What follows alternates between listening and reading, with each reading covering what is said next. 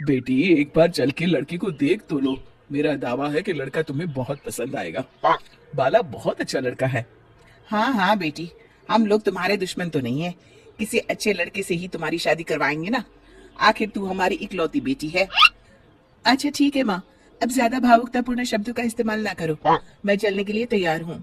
चलो फिर बिना देर के हम सब चलते हैं। सभी बाला के घर पहुंचते हैं। अरे क्या बात है बहन जी, अभी तक आपका बेटा नहीं आया। जी बस आता ही होगा। तभी वहां बाला आता है। लो जी, आ गया मेरा बेटा। ये लोग तुझे देखने आए हैं और ये इनकी बेटी नम्रता है। बाला के सर पर बिल्कुल बाल नहीं होते। ये देख नम्रता और उसके परिवार वालों की आंखें फटी की फटी रह जाती है। ये तो टकला है।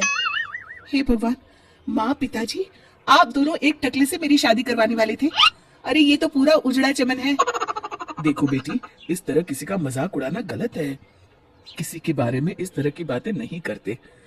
बालों का क्या है, वो तो आते जाते रहते हैं। लड़का टकला है तो क्या हुआ, इंजीनियर है, अच्छा खासा कमाता है। आप चुप रहिए जी। इसकी तरफदारी इसलिए कर रहे हैं क्योंकि आपके भी सर पर बाल नहीं है। मैंने तो आपसे शादी कर ली, मगर मैं अपनी बेटी की शादी एक टकले से बिल्कुल नहीं करवाऊंगी। अरे ये क्या, कब से आप लोगों ने टकला टकला लगा रखा है। और माफ करना, तुम भी कोई हूर की परी नहीं हो। तुम लोग मेरे घर में आकर मेरी ही बेइज्जती कर रहे हो। निकल जाओ यहाँ से। हाँ हाँ तो जा रहे हैं ना, हमें भी यहाँ रुकने का कोई शौक नहीं है। नम्रता और उसके परिवार वाले उठकर वहां से जाने लगते हैं। तभी नम्रता का छोटा भाई जाते जाते कहता है, टकला। तेरा बाप टकला। और इस तरह बाला का रिश्ता टूट जाता है। फिर एक दिन सड़क के किनारे एक आदमी घूम घूम कर कंधी बेच रहा होता है। कंधी ले लो कंधी, एक से बढ़िया एक कंघी ले लो, नए जमाने की कंघी ले लो। अरे भाई ये ले लो। घूमते घूमते वो बाला के पास पहुंच जाता है। अरे भाई साहब, कंधी लोगे क्या, ये लो।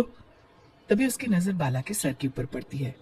अरे माफ करना भाई साहब, आप इसे लेकर क्या करोगे, आपके सर पर तो बाल ही नहीं है।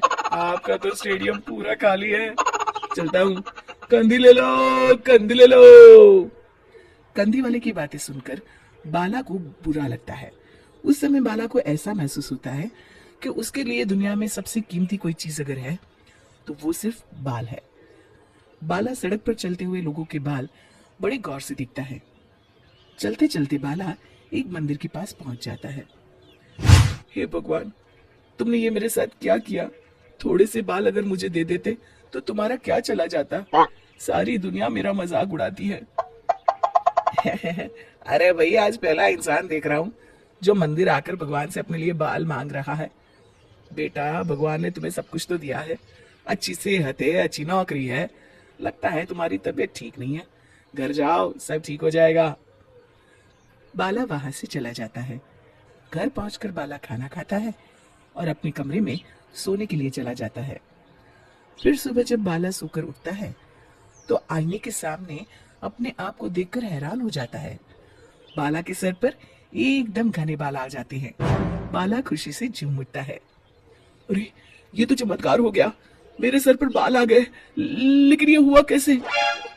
दोस्तों, अगर आप इस कहानी का दूसरा भाग देखना चाहते हैं तो हमें कमेंट करके जरूर बताएं।